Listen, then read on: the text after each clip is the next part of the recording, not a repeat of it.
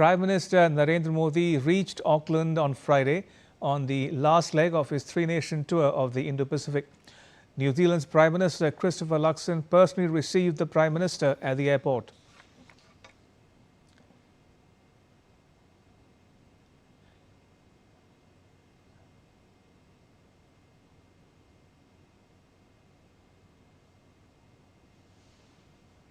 In his departure statement in New Delhi, PM Modi said his visit would meaningfully build upon the strong momentum in India-New Zealand ties following Prime Minister Luxon's visit to India in March 2025. And PM Modi received a rousing welcome upon his arrival from members of the Indian community at his hotel in New Zealand. Sharing a video on social media platform X, the Prime Minister said he was delighted to witness a performance by the Naad vocal ensemble.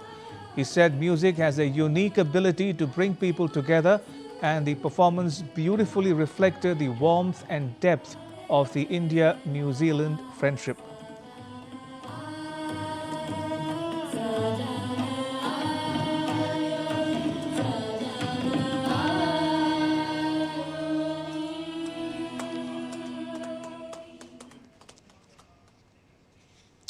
And my colleague Akshay Dongre now joins us from Auckland for more. Akshay, how's the Indian diaspora viewing the first visit by an Indian Prime Minister to New Zealand in 40 years?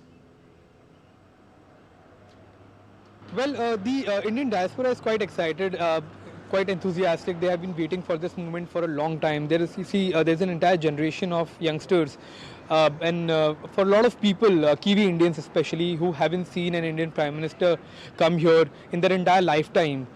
So this was in fact a very special moment for them, for many of the people, for Indian diaspora members, for many of the people who have now migrated to New Zealand from India, who since have coming here, they haven't seen an Indian Prime Minister come engage at the top level. So that was perhaps one of the high points as far as the visit of the Prime Minister is concerned. Yes, they have been waiting for long, and they are expecting that that this visit by the Prime Minister is going to open a lot more doors of opportunities for them as well, with the India-New Zealand relations getting stronger, the scope of strategic partnership getting expanded, and trade investment getting strengthened by both the countries. So this was quite an opportunity for them. So they were quite excited. It's been a wait of 40 years for many of them. So the excitement and enthusiasm was natural.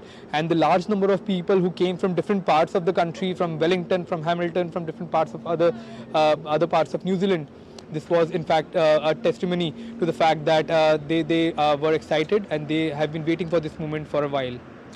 Akshay, what's on the agenda for the talks? Are there any specific outcomes expected, especially since this visit is taking place after the signing of the landmark free trade agreement in April?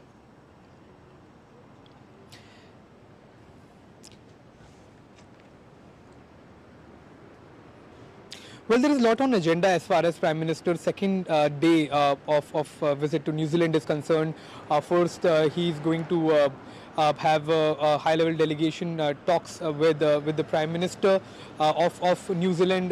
Prime Minister is going to have a delegation-level talks where he's going to discuss all scope of relationships between the two countries, how it can be expanded, how the ties can be strengthened, how economic initiatives like the FTA can be implemented as soon as possible, and the trade can be boosted to newer heights. What are the areas that can be significantly strengthened by both the countries? What are the key areas of engagement that will need to be strengthened? Then Prime Minister Narendra Modi will also have a meeting with the opposition leader here in New Zealand, in Auckland.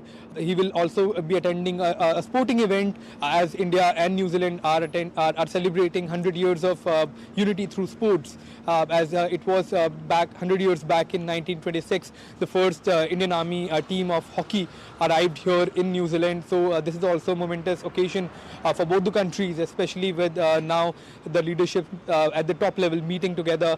Then there will be the most awaited community event that is going to be a huge event here in Auckland.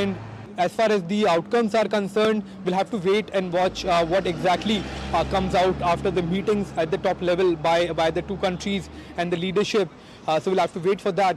But there is a lot of excitement and a lot of enthusiasm as far as the two countries are concerned, especially with both the countries and the leaderships now seriously looking at strengthening the ties between them. Thank you, Akshay. Akshay Dongre report.